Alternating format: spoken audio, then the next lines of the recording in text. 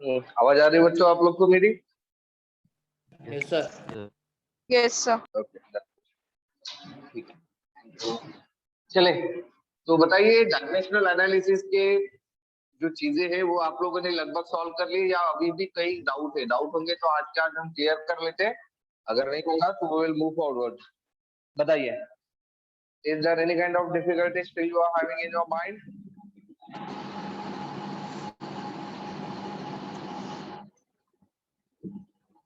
Make it fast. Doubt है या नहीं है? नहीं है तो 14 पाउंड पर इंच स्क्वायर। कौन सा? Which one? 14 pound per inch square. 14 pound per inch square. Let me check out. Okay okay, 14 pound per inch square. इसको आपको ऐसा यूनिट वाला है नहीं? Yes sir. तो 14 पाउंड पर इंच स्क्वायर बराबर है डन। तो ये आप लोगों को दिया हुआ है। अब इसको आप लोगों को कन्वर्ट करना है किसमें? आप लोगों के ऐसा यूनिट में। तो देखिए यहाँ पर उन लोगों ने क्या किया हुआ है, एलबी पर इंच स्क्वायर को एटमॉस्फेयर बोला हुआ है। ओके, और आप लोगों को पता है कि एटमॉस्फेयर जो होता है ये होता है यूनिट ऑफ प्रेशर। ओके, और इसका जो ऐसा यूनिट होता है प्रेशर के लिए वो होता है आप लोगों का केजी पर मीटर क्यूब। क्या होता है वो आप लोग का? केजी पर मीटर क्यूब हो जाता है। ओके, समझ में आ गया? क्यूब, सॉरी मीटर स्क्वायर, हाँ मीटर स्क्वायर हो जाता है। तो अभी यहाँ पर आप लोगों को क्या करना है, ये सारी चीजों को कन्वर्ट करना है। ठीक है, तो आप क्या करो, वन बाय वन कर सकते हो आप। हाउ? पहले आप इस पाउंड को केजी पे कन्वर्ट कर लो और फिर आप क्या करोगे, ये इंच स्क्वायर को मीटर स्क्वायर में कन्वर्ट कर लो। देखिए आप लोग को अच्छे से पता है कि ये जो inch raise to the power 2 inverse लिखा गया है, that does pound per inch square, ऐसे इसको लिखा जाता है। अगर आप ये पर का साइन नहीं डालते हो तो यहाँ पर आप लोग माइनस लिखते हो। ये तो आप लोग को कॉमन सी चीजें पता ही होनी चाहिए। ठीक है, तो now what you have to do, आप सबसे पहले पाउंड को केजी में कन्वर्ट करो, फिर इंच को मीटर में सेपरेटली कन्वर्ट करो। एक साथ भी कर सकते हो but we will do it separately. चलिए बताइए, सबसे पहले हम पाउंड को कन्वर्ट कर लेते हैं केजी में। तो बताओ पाउंड जो होता है वो किस में कन्वर्ट होता है? पाउंड किस में कन्वर्ट होता है?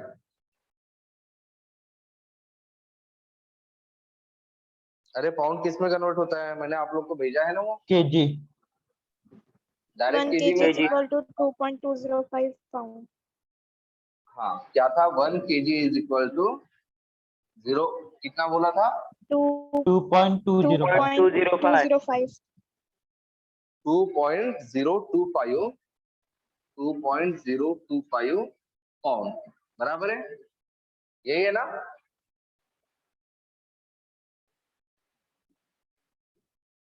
यही है ना कन्वर्शन? सर 205. 20.8 ये नहीं अरे ऐसा सर, नहीं होना। 2.205. 2.205 ओके ओके 205 ऐसा। ये मेरे पास किताब नहीं है और ना ही मुझे याद है yes sir. Franklin.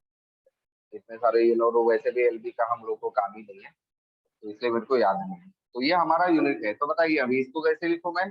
14 LB into 1 kg by 1 kg by 2.205 pound. 2.205 kg pound. By 2.205 LB.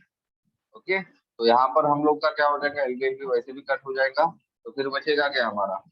ठीक है, तो that will be the 14 kg by 2.205। अच्छा आप लोगों को मैंने आज शायद ये कहा था ना, लॉग टेबल लाने के लिए कहा था ना? Yes sir. तो लॉग टेबल है आप लोगों के पास?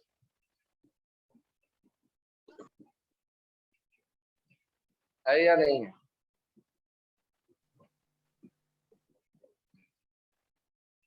अरे है या नहीं है? सिंपल सा सवाल है भाई, इतना क्यों कंफ्यूज हो रहे हो आप लोग?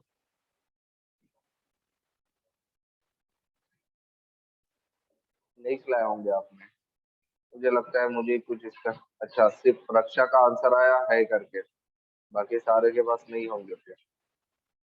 ठीक है, अभी लॉग टेबल फिर मैं आप लोगों को कल यूज करना पड़ा दूंगा, बस मेरे को याद रहने को ना, क्योंकि उसके लिए मेरे को सेटअप करना पड़ेगा जरा सा। तो एनीवे चलो इसका आंसर बता दो यार, आंसर तो निकाला होगा ना आपने, क्या होगा आंसर इसका? 6.34। कितना? 6.64 यही है? 34। 34 कहा क्या आपने? अरे यार तुम लोग आंसर नहीं बताओगे तो बहुत लेट हो जाएगा ना यार। 6.34, ओके फाइन, ठीक है।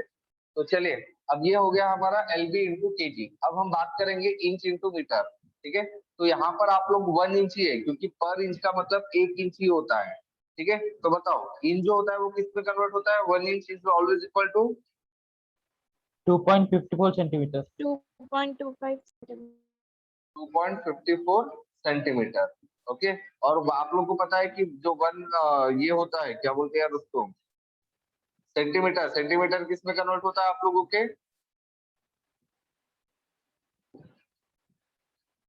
यहाँ मीटर में कन्वर्ट करना है ना हम लोग को। 10 to the power minus 2 meter. 1 metre is equal to 100 centimetre होता है,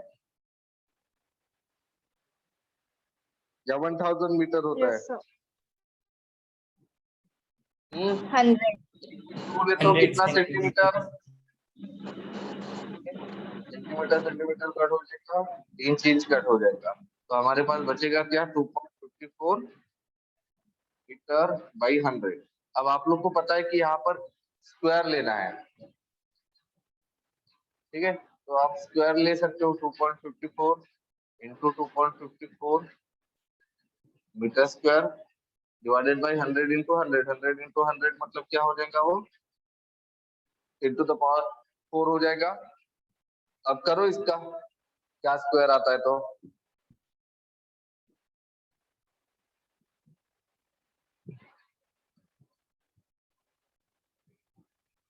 इसका स्क्वायर करो, 2.54 इंटू 2.54 किया क्या आप लोगों ने?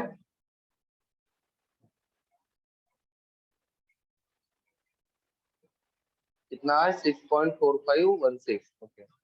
6.4516 इंटू 10 टू द पावर -6, ये सॉरी 10 टू द पावर -4, ये 10 टू द पावर 4 जो नीचे था उसको ऊपर ले गए, और ये हो गया मीटर स्क्वायर, ठीक है। तो इसका हमारा कितना आ गया था? 6.34 kg पर, ठीक है। और ये कितना आ गया था हमारा? 6.45 into 10 to the power 4 metre square. But आप लोग को मीटर स्क्वायर 1 ही आना चाहिए, तो इसको आपको सॉल्व करना पड़ेगा पूरा। तो चलो इसको दोबारा से सॉल्व करो।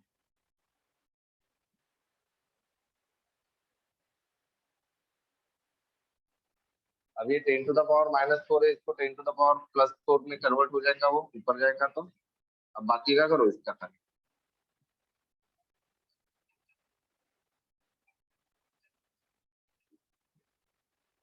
चलो वेरी फास्ट, कितना आ रहा है?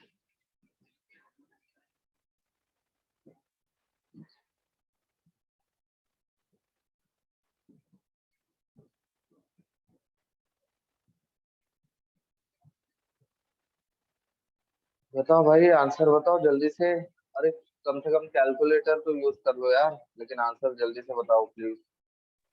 0.98। 0.98 0.9829, ठीक है। तो ये 10 टू द पावर 4 को अगर मैं यहाँ पर ऐड कर लूंगा तो क्या हो जाएगा ये बताइए? अगर मैं इसको 10 टू द पावर 0 कर दूंगा, मतलब मैंने क्या कर लिया? पावर को क्या कर लिया है? पावर को क्या किया है मैंने? अगर मैं 10 टू द पावर 4 को छोटा। 10 टू द पावर 0 में कर दूं, डिक्रीज। क्या किया है? कम किया है। तो कम किया तो फिर क्या हो जाएगा ये?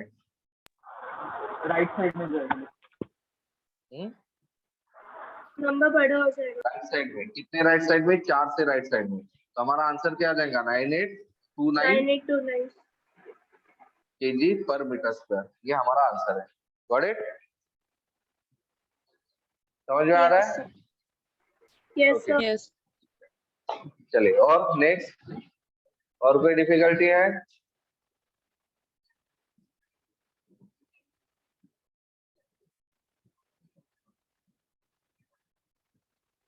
और कोई डिफिकल्टी है या फिर आगे बढ़े हम लोग?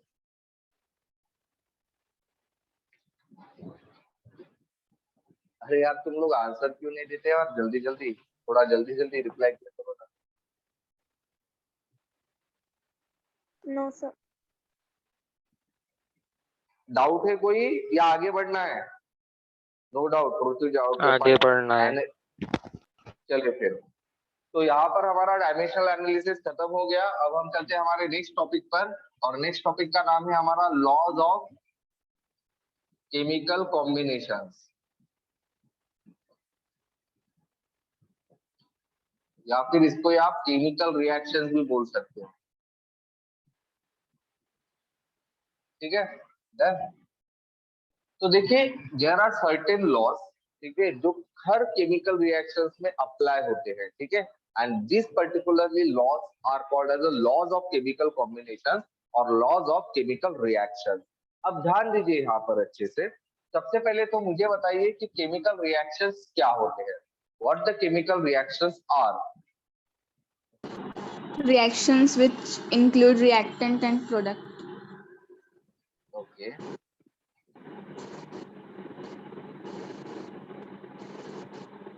मतलब in short reactions involving chemicals. But what exactly mean by the reactions? Reactions में होता क्या है? कंसीडर कीजिए कि I do have the two reactant A B और एक सी डी है। New इन bonds लोगों are का formed. रिएक्शन होने के बाद में आप लोगों को प्रोडक्ट मिल रहा है ए सी प्लस बी डी। इसको आप केमिकल रिएक्शन बोल सकते हो। Yes, sir. Yes, sir. तो ध्यान में रखना, केमिकल रिएक्शन में सबसे इंपॉर्टेंट चीज क्या होती है कि आप लोग को अच्छे से पता है कि किसी भी केमिकल रिएक्शन में एक पार्ट आप लोगों के लेफ्ट साइड पर होता है और एक पार्ट आप लोगों के राइट साइड पर होता है। लेफ्ट पार्ट साइड पर जो चीज होती है उसको हम कॉमनली क्या कहते हैं? Reactants. Reaction. And right side में होती है, they are called as a Product. Product. Product. और ये जो एरो होता है, ये एरो क्या रिप्रेजेंट करता है? Direction. Direction. Direction of reaction. अब ये जो एरो होता है या तो राइट साइड में होता है या तो फिर लेफ्ट साइड में होता है। अगर आप लोग का एरो राइट साइड में जा रहा है तो इसको हम कौन सा रिएक्शन कहेंगे? It will be called as a Forward. Forward. अगर आप लोग का एरो लेफ्ट साइड में जा रहा है then it will be called as a Backward reaction. Backward reaction. Backward reaction. बराबर है। और कुछ कुछ रिएक्शन में ये दोनों भी एरो होते हैं। तो ऐसे रिएक्शन को हम कौन सा रिएक्शन कहते हैं? Reversible. रिवर्सिबल रिएक्शंस कहते हैं। क्लियर है? डन। तो ये बेसिक चीजें हैं जो केमिकल रिएक्शंस के बारे में आप लोग को अच्छे से पता है। अब हम देखते हैं कि केमिकल रिएक्शंस का एग्जैक्ट मीनिंग क्या हो रहा है। तो आप इस एग्जांपल से देख सकते हो कि केमिकल रिएक्शन में क्या हो रहा था कि मेरा जो पहले रिएक्टेंट था ए बी और सी डी, ये कन्वर्ट हो गए प्रोडक्ट में जिसमें ए सी और बी डी था। तो यहाँ पर एग्जैक्टली क्या हुआ होगा? पहले देखिए, ए के साथ कौन जुड़ा था? E. जी, लेकिन प्रोडक्ट में वही ए के साथ कौन जुड़ गया?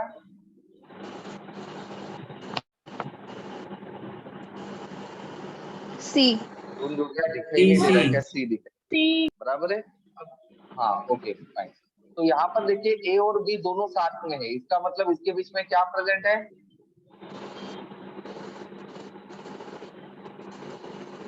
ए और बी, अगर इसको मैंने दो एटम्स कहे तो इन दो एटम्स के बीच में क्या प्रेजेंट है? Charge. Chemical bond. Chemical bond. Bond. Bond. क्या प्रेजेंट होता है? बॉन्ड प्रेजेंट होता है।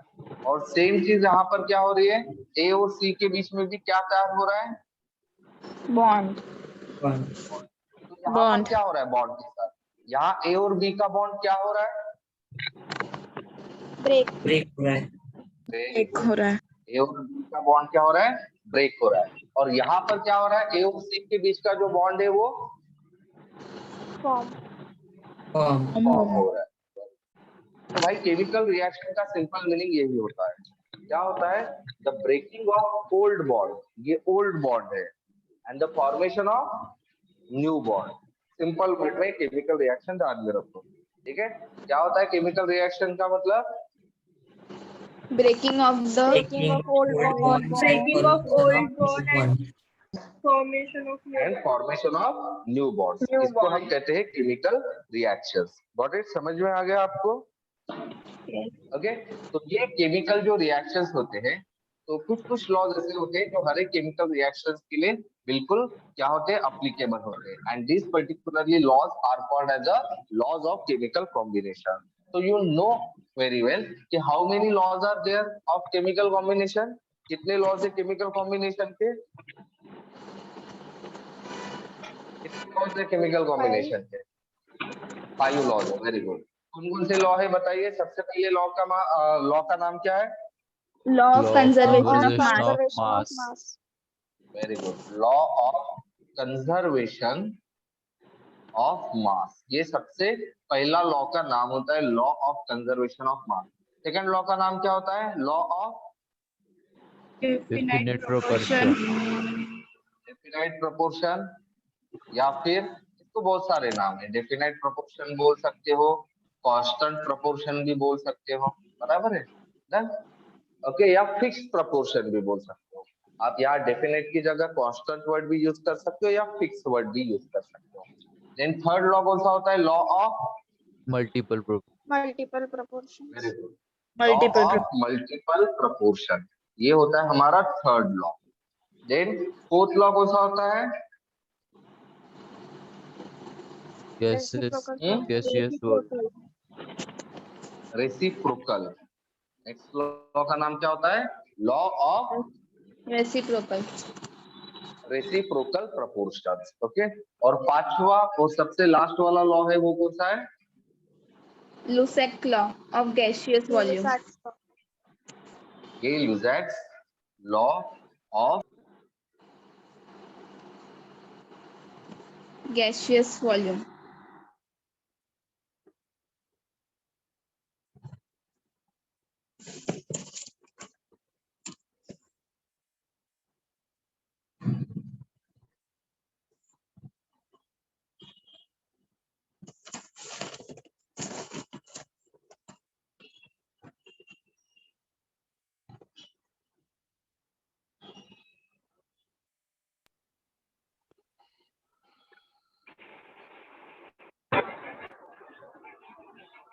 आवाज आ रही है आपको? Yes, sir. Yes, sir. Yes. Sorry हाँ, तो law of conservation of mass, law of definite proportion, law of multiple proportion, law of reciprocal proportion और गे-लुसाक लॉ ऑफ गैसेस वॉल्यूम, ये हमारे 5 लॉज होते हैं जिसको हम कहते हैं लॉज ऑफ केमिकल कॉम्बिनेशन। अब देखिए सारे पर्टिकुलरली लॉज में क्या होते हैं, इसके सिर्फ एप्लीकेशन आप लोग को अच्छे से ध्यान में रखना है। इसके स्टेटमेंट वगैरह जो होते हैं उतने ज्यादा इंपॉर्टेंट नहीं है, बट अगर आप एग्जाम के लिए प्रिपेयर करो लाइक जेईई नीट, तो ये काफी ज्यादा इंपॉर्टेंट हो जाते हैं। तो इन पर्टिकुलरली लॉज में आप लोग को ध्यान क्या में रखना है, पहले ये चीज दिमाग में डाल दो।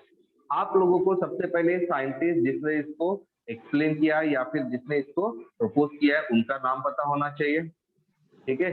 सेकंड चीज जो होता है, इस पर्टिकुलरली लॉ का जो स्टेटमेंट होता है वो आप लोगों को पता होना चाहिए।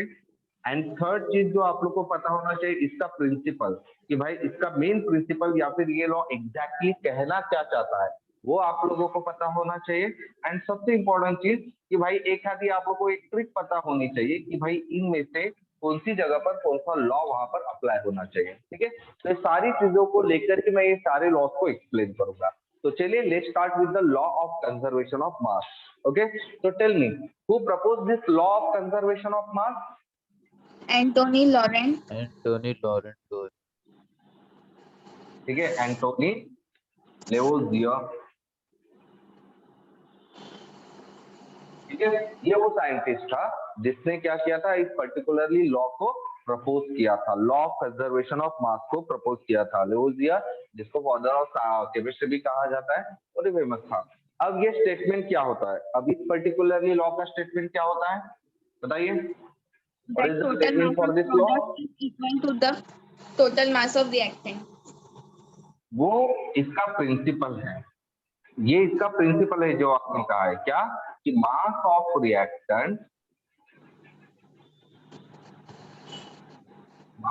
reactant is always equal to the mass of product.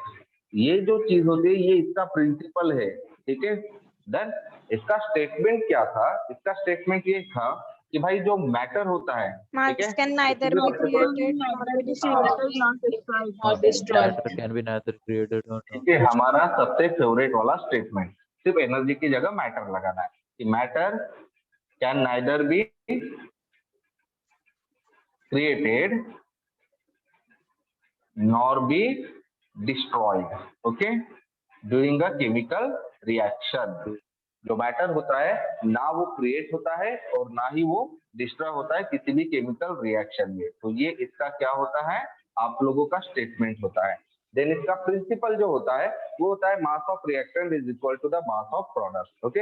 अब इसका जो ट्रिक है ये मैं बाद में समझाऊंगा, सारे लॉस कवर होने के बाद में, क्योंकि अभी ट्रिक बताऊंगा तो आप लोग को समझेगा भी नहीं वैसे वो, ठीक है। तो चलिए अब इसके रिलेटेड एक हम क्वेश्चन देख लेते हैं कि how to explain this particular ये लॉ, या फिर इस लॉ को एक आधा न्यूमेरिकल्स में हम लोग को एक्सप्लेन कैसे करना है। तो लेट्स टेक ए न्यूमेरिकल। तो न्यूमेरिकल में लिख रहा हूं, आप भी लिख लीजिए। 0.22 gram of a hydrocarbon, 0.22 gram of hydrocarbon, ठीक है। हाइड्रोकार्बन का मतलब क्या होता है? कंटेनिंग कार्बन एंड हाइड्रोजन, ठीक है। इसमें से हाइड्रोजन और क्या है, कार्बन प्रेजेंट है ऐसा। On complete combustion with oxygen, on complete combustion with oxygen give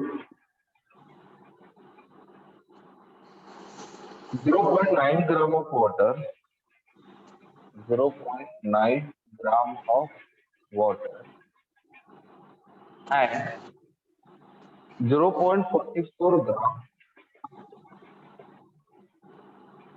carbon dioxide, CO2, ठीक है।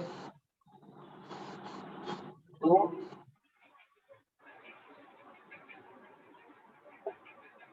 explain which law of chemical combination is demonstrated.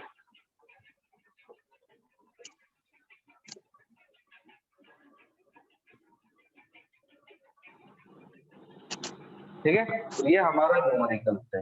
Now चलो, आप लोगों ने इससे पहले भी ये सारे लॉस पढ़े थे, ठीक है। तो now do tell me how you are going to attempt this question. Tell मी।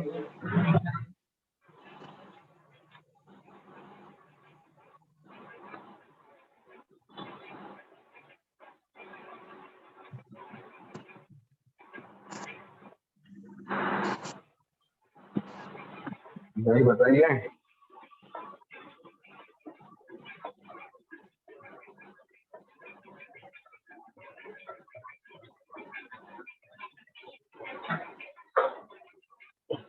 ये जो क्वेश्चन है ये पूरा एडवांस लेवल का क्वेश्चन है। मैंने जानबूझ के आप लोग को मेन लेवल के क्वेश्चन या फिर एमएसटी सीटी लेवल के क्वेश्चन डिस्कस ही नहीं किए, तो उसको डिस्कस करने का मतलब नहीं। वहां पर एक सिंपल सा ट्रिक अप्लाई करना है और फाइनली आंसर आप लोग को मिल जाना है। मेन चीज रहती है यहाँ पर एडवांस के क्वेश्चन सॉल्व करने के लिए। तो चलिए बताइए how you are going to solve this one. यहाँ पर अभी प्रिंसिपल आप लोगों को ध्यान में रखना है। प्रिंसिपल क्या है हमारा इसका? Mass of product is equal to mass of reactants. Mass of reactant is equal to mass of product. बस इसके ऊपर ही आप लोग फोकस करो, किसी भी चीज के ऊपर आप लोग को फोकस करने की जरूरत नहीं है, ठीक है। अब ध्यान दीजिए, अब आप क्या करेंगे, ये पूरे डेटा से रिएक्टेंट कौन है और प्रोडक्ट कौन है इसको फाइंड आउट करोगे। बताइए रिएक्टेंट कौन है और प्रोडक्ट कौन है?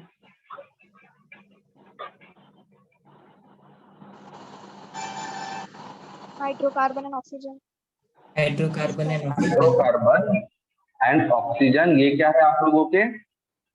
reactant, reactant now product, reactants, water and carbon dioxide. water and carbon dioxide.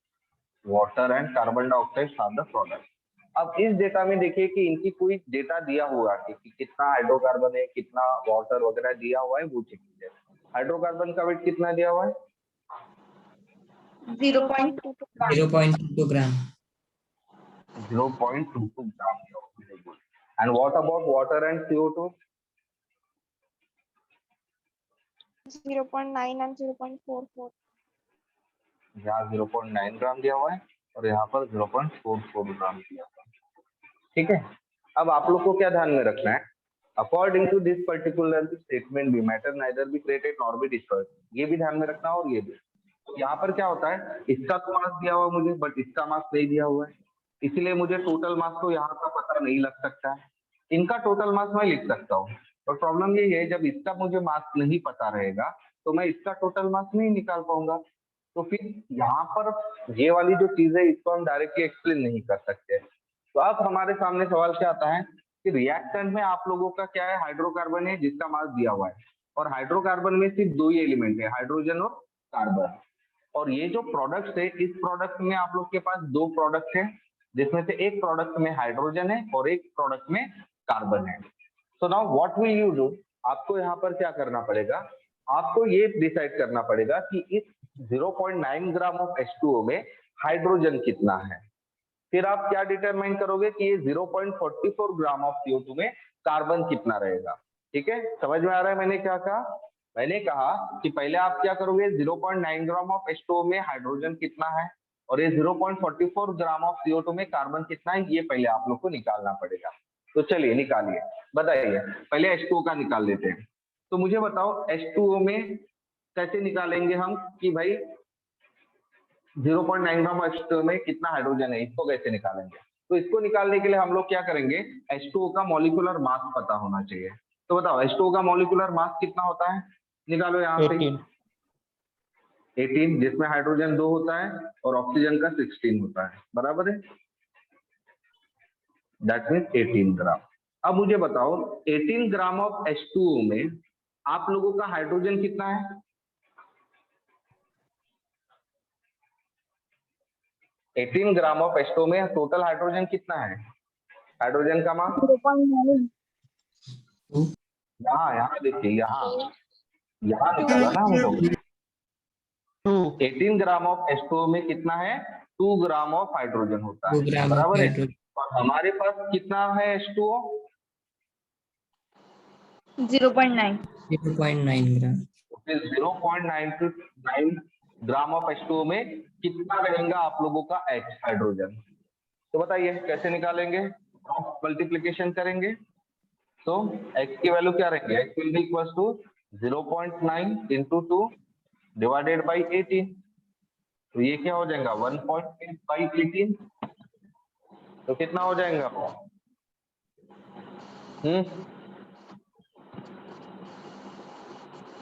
अरे कितना हो जाएगा? 0.1. 0.1 हो जाएगा, बराबर है। कितना हो जाएगा ये? 0.1 हो जाएगा। क्लियर है, समझ में आ गया आपको? समझ में आ गया क्या? Yes, ये sir. क्या है कि भाई 0.9 Yes, sir. Gram of H2O में हाइड्रोजन कितना है, 0.1 है।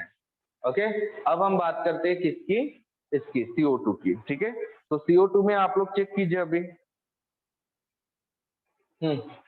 तो CO2 का भी ऐसे, पहले तो CO2 का मास निकालिए, कितना मास होता है, कार्बन का 12, ऑक्सीजन का 16/2, तो 12 प्लस 32, टोटल कितना हो गया ये, 44 ग्राम। तो अब 44 ग्राम ऑफ CO2 में कार्बन कितना है?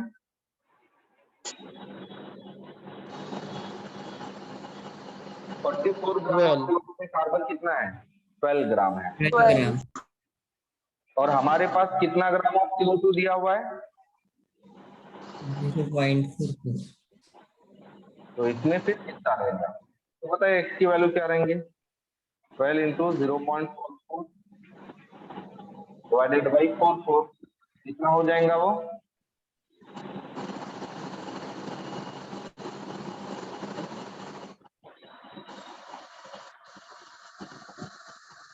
कितना हो जाएगा?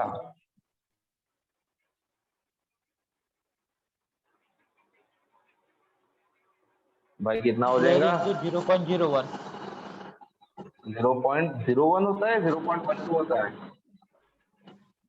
0.12. 0.12 ग्राम होता है। Got it? समझ में आ रहा है आपको? ओके, अब हम क्या करेंगे कि इसमें जो हाइड्रोजन है और इसमें जो कार्बन है, इन दोनों के मास को कंबाइन करेंगे। तो बताइए H2O में कितना हाइड्रोजन था हमारा? 0.1 ग्राम था। और CO2 में कितना कार्बन आया था हमारा? 0.12 आया था। अब इन दोनों का टोटल कितना आ गया हमारा? 0.22 ग्राम आ गया।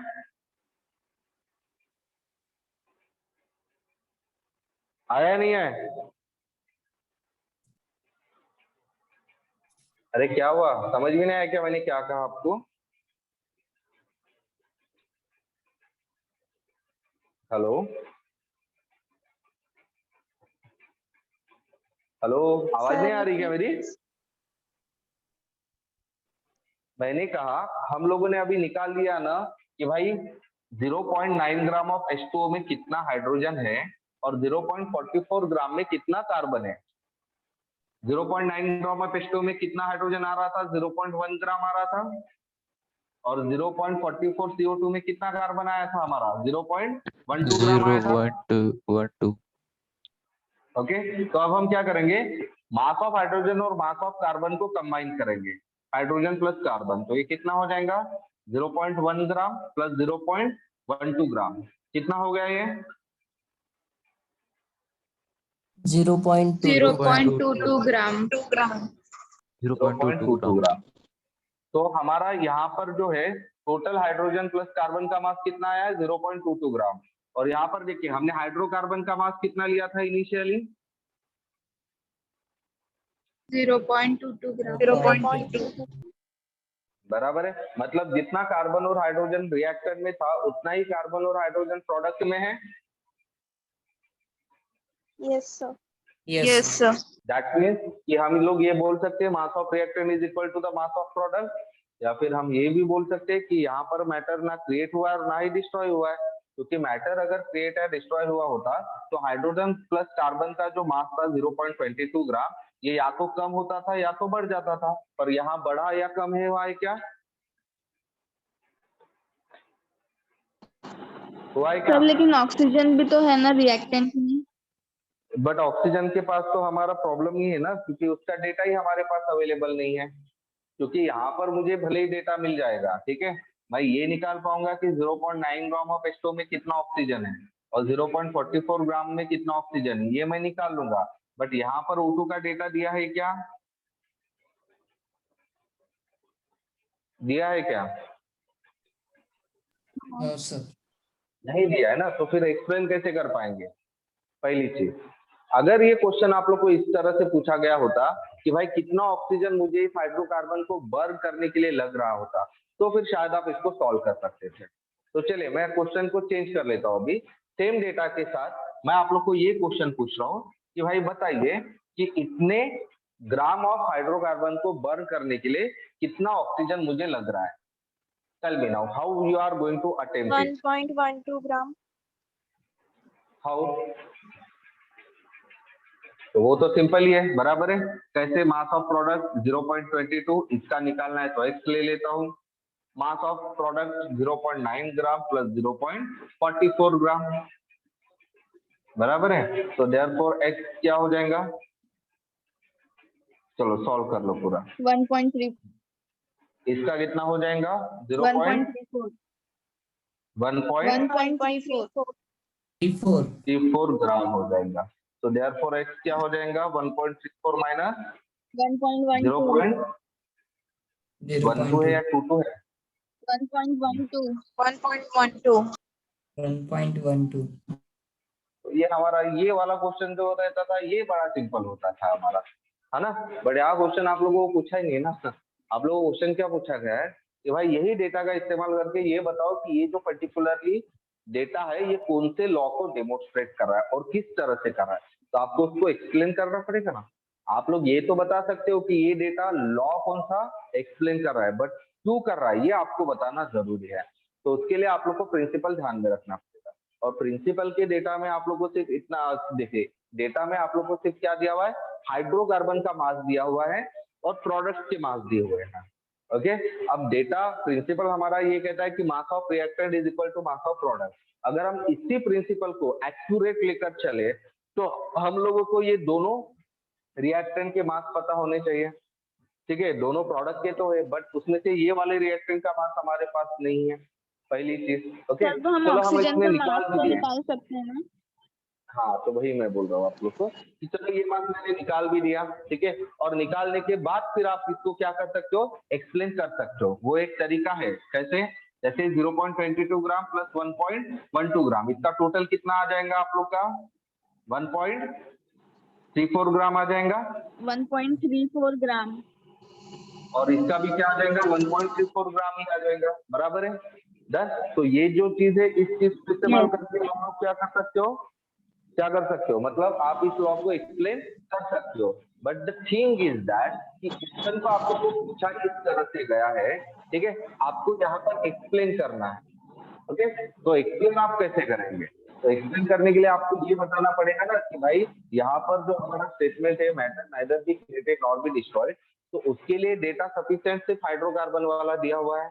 ओके, तो इसके वजह से आप लोग को इसके ऊपर ही फोकस करना पड़ेगा कि हाइड्रोकार्बन में सिर्फ दो एलिमेंट है, हाइड्रोजन और कार्बन। तो आप लोग को ये पता करवाना पड़ेगा कि हाइड्रोजन और कार्बन का जो क्या था, टोटल मास था, वो आप लोग के प्रोडक्ट में भी एज इट इज प्रेजेंट था। ओके, क्लियर है? Yes, sir. Yes sir.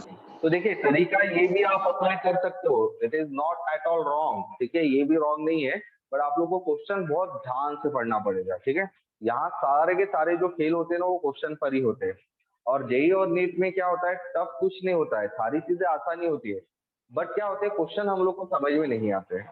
अब क्वेश्चन हम लोग को समझ में इसीलिए नहीं आएंगे कि हम लोग प्रैक्टिस नहीं करेंगे। तो अगर आप मैक्सिमम क्वेश्चन जब पढ़ना स्टार्ट करोगे ना, तो ऐसा एक भी क्वेश्चन नहीं रहेगा जो आप लोगों को समझ में नहीं आएगा। ठीक है, देखिए मैं आपको वापस बोल रहा हूँ, क्वेश्चन डिफिकल्ट नहीं होते, वो डिफिकल्ट इसलिए होते हैं क्योंकि वो हम लोग को समझ में नहीं आते। और उसको समझने का एक ही तरीका है कि मैक्सिमम से मैक्सिमम क्वेश्चन को आप अटेम्प्ट करते रहो। ठीक है, तो मैं इसके क्वेश्चन कुछ भेज दूंगा आप लोग को, तो आप प्रैक्टिस कर लीजिए, फिर आप लोग को ऑटोमेटिकली समझ में आ जाएगा। तो चलिए अभी हम चलते हैं हमारे नेक्स्ट इस पर, लॉ ऑफ डेफिनेट प्रोपोर्शन पर। तो चलिए, tell me now, law of definite proportion, who explain this particularly law?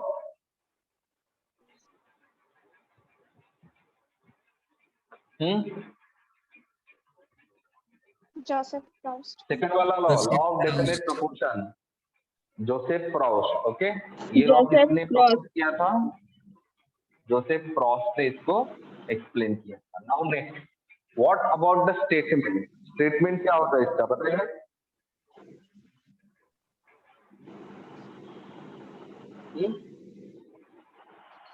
Statement क्या होता है, आप लोगों को पता होगा ना? अच्छा, जो A चीज पता है chemical वही बता दो, compound हिंदी में बता दो। contains हाँ बोलिए बोलिए। same elements by mass.